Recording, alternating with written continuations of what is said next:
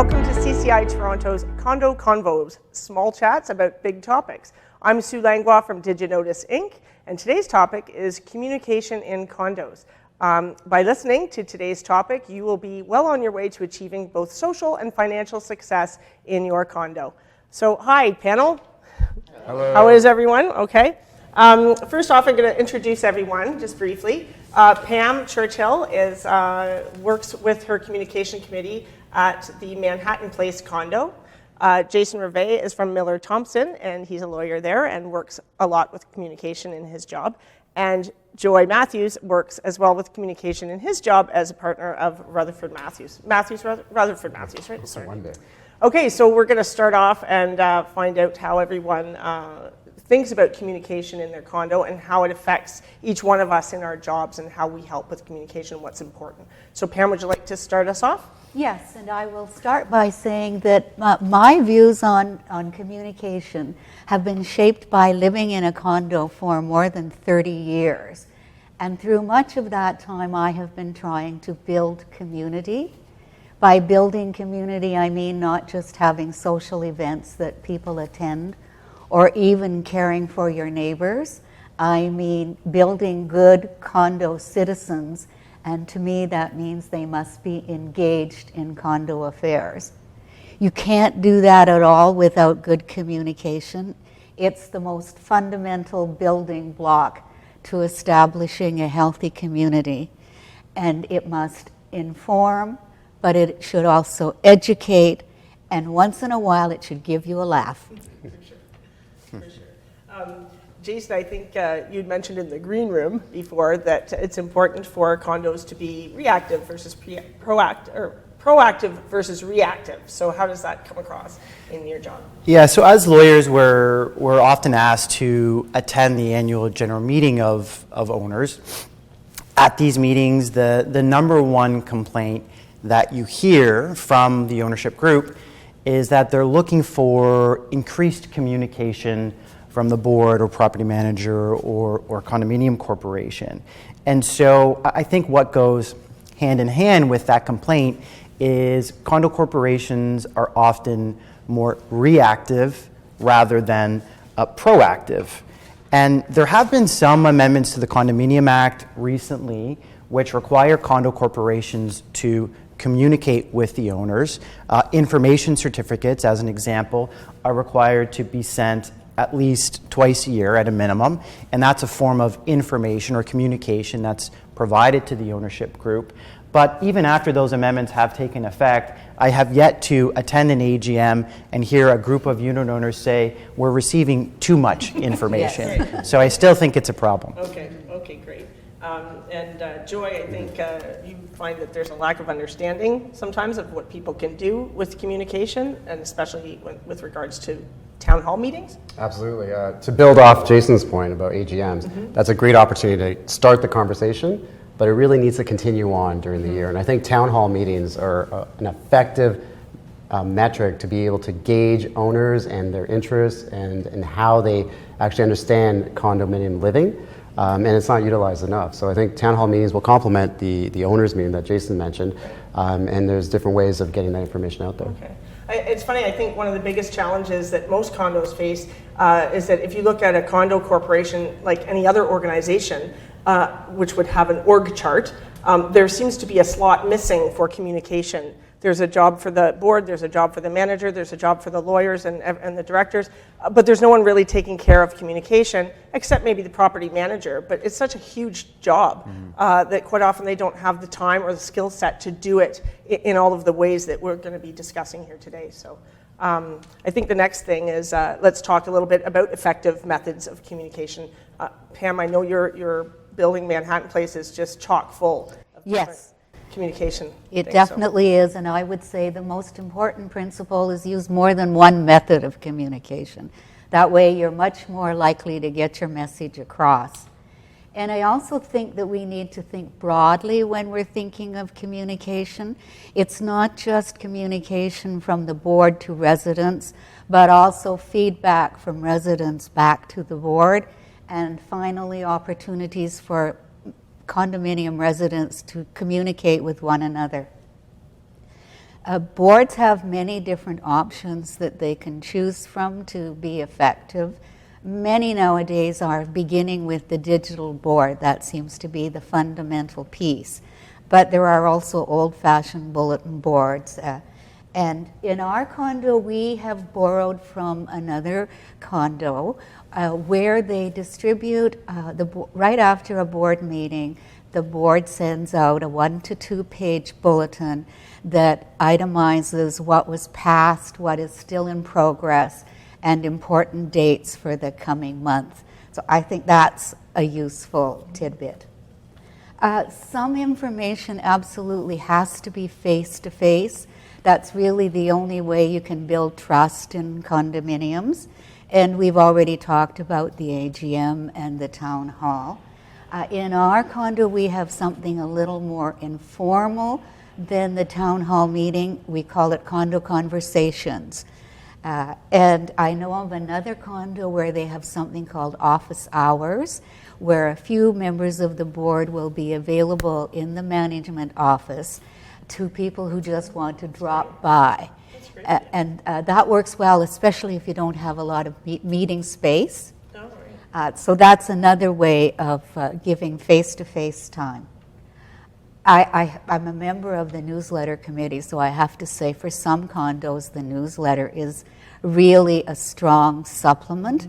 In our building, it's independent of the board. It's distributed on the 1st of every month.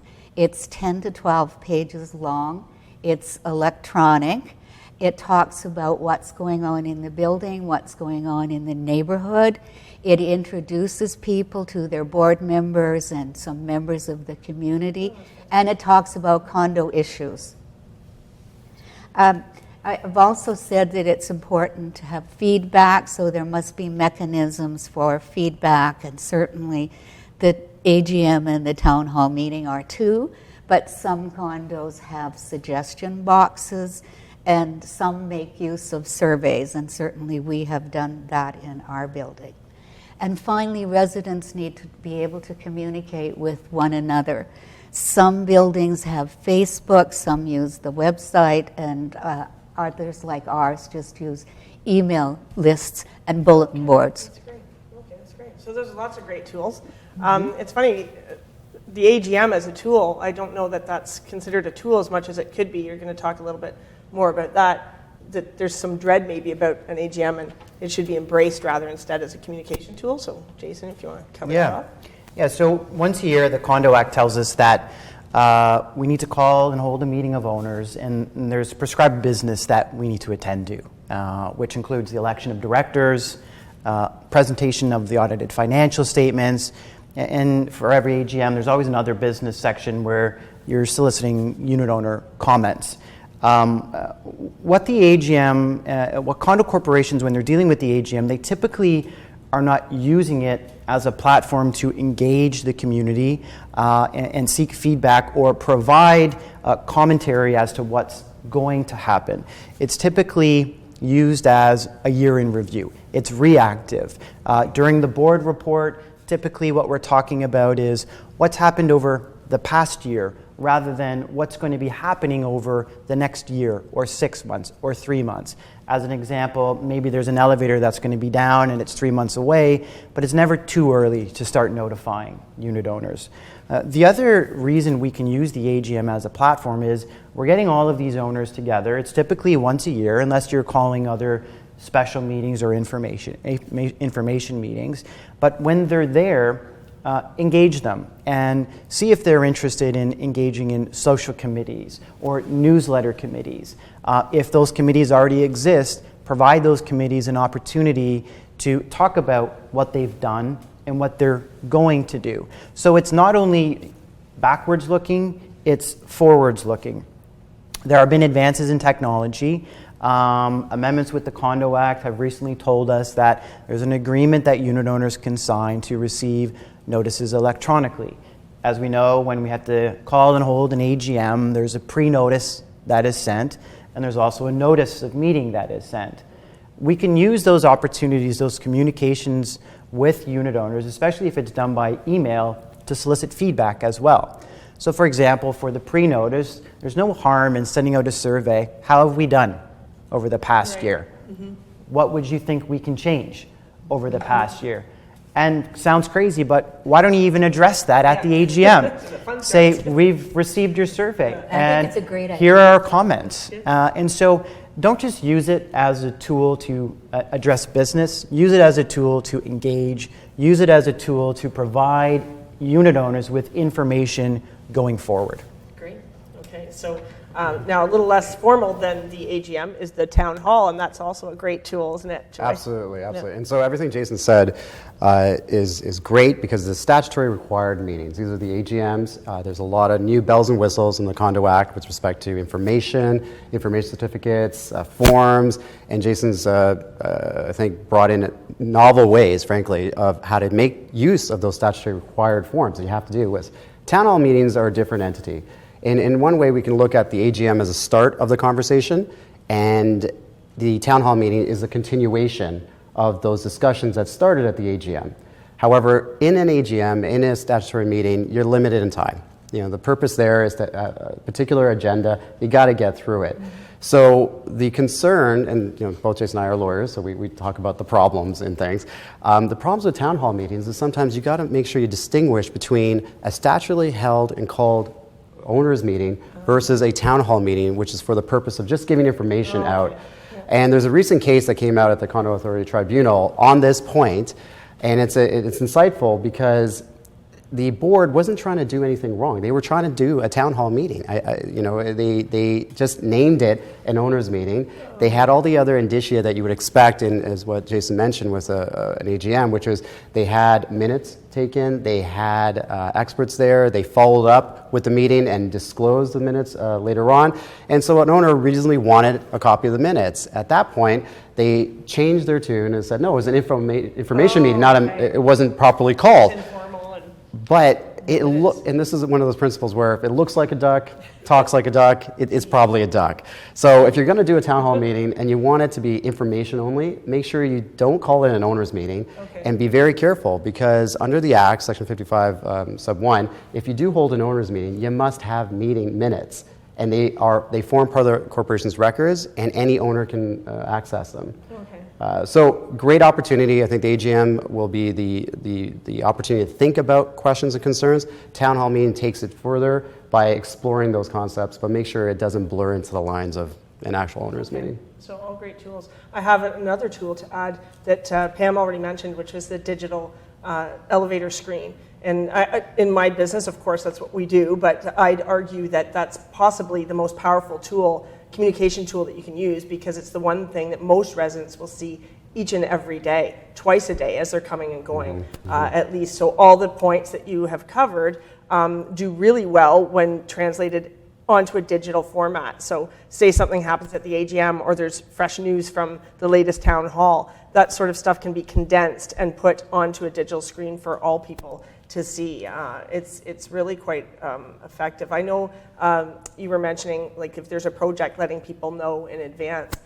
We've done campaigns on, a tree campaign comes to mind. There was a property that were going to demo a lot of their trees. They had called in an arborist. A lot of their trees were sick and dying, had to be taken down. People get really upset when you're going to take down trees. So what we did was started in February and let people know, these trees are dying, they have to go. These trees are sick. This is the disease that these trees have. This is why they're sick. People were learning a lot more about trees, not just about what their arborist was going to be doing at their particular property. But by the time the arborists arrived in September to take down the trees, people were prepared and they knew what new trees were going to be replacing some of those old trees. So it was a lot calmer than just having people show up with a buzzsaw and taking down trees. So a lot of the different projects and things and check marks, even like you were saying, be proactive. You can put on a screen giant check marks of what the board accomplished over the past meeting, over the past few months, over the past quarter, year, and so on, so people really get a sense of, wow, look at all these things we've done. So nothing hits you in the mind like a big giant green check mark on a screen to let people know how important it is. So now one of the things that we all need to keep in mind is how to keep things fresh and from falling into the same repetitive communication traps. Do you have some tips for us, Pam, on how we can do that? I do. I have a few tips, and the first one is keep it fresh. And that really means if it's a stale message, if the event is over, the notice must come down. Okay. It also needs to be timely, and you've touched on that. But a very powerful message will be lost if you don't get it when it's needed. And when something big is happening in the building, communication needs to be frequent. Doesn't necessarily need a lot of detail, but if you're refurbishing big things, you need to keep people informed regularly over time. I also suggest that you zero in on what is most important. Sometimes we get just overload of words. So I'm working with a little group that is designing a brochure to give to newcomers when they move in. And it's going to be a little brochure with the things you most need to know when you're new in the building. I also suggest we think about our words, because if we can use more informal kind of language, sometimes breezy language, it's more likely to get a sympathetic eye or ear.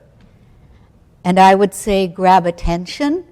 If you can, use color, and when you can, use humor, because that really helps the message to get across. Great. That's great. Jason, what are your tips for all of us? Yeah, so keeping with the AGM theme, I think boards, management, chairperson, they need to be prepared for an AGM, but I think you hit the nail on the head, Pam. They need to have fun with it as well. What happens at an AGM often has a lingering effect on the community. Yep. And so if there's tension at the AGM, if there's finger wagging at the AGM, that's going to have a carryover effect to the day-to-day operations. That may present itself with misconduct. It may present itself with not so nice Facebook messages. And so I think it's very important to be prepared, know your script, know what business that you need to deal with, but also be open to criticism. You're there to have a dialogue. Constructive criticism is not a bad thing. That means there's room for improvement, and there's always room for improvement. So to shut down conversation is not the way I would approach an AGM. I don't think it's advantageous to the community because, again, it'll have that carryover effect. Lastly, I think it's very important as a board, as management, as a chair, to educate owners.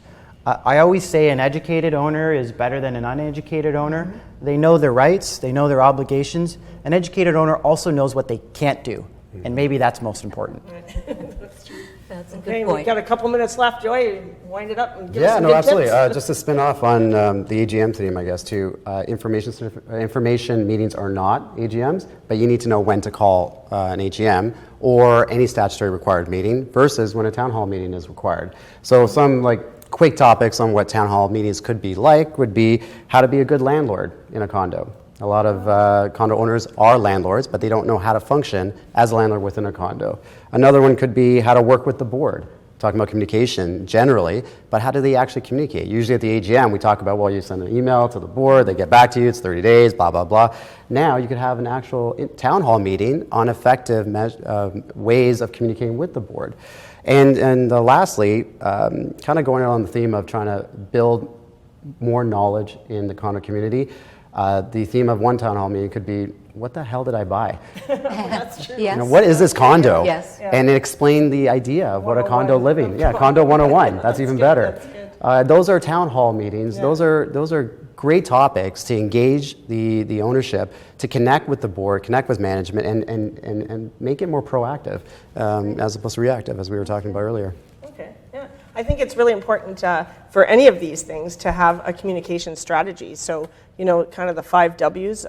Number one would be, your audience. I think depending on the demographic of each and every building, it's very important that is this millennials or these retirees? Like knowing your audience and how to approach them with different tools and and tips makes a big difference. Setting a goal. I find in a lot of condos, maybe people are focused on too many things at once, and so people are feeling pelted with information. If your goal is to save water, then run a water campaign. And once you've reached that, hey, we're 10,000 liters less than we were before, you can switch to another campaign about maybe it's the AGM or maybe it's a town hall educating people about each of these different things. But goals should be listed, and then how you're going to reach those goals, the different tools that we've discussed today, which tools you're going to use, and then in the end, how do you track the effectiveness? What happened at the AGM? What happened in the town hall? What happened, when we did a newsletter or this project or that project? Track it and go, what did people respond to? What did they not? And then take it from there and rinse and repeat. And it's an ongoing communication. It's an ongoing thing for sure. So thank you very much for listening to the CCI Condo Convos on Communication. We'll see you next time when we help you achieve social and financial success in your condo. Thank you.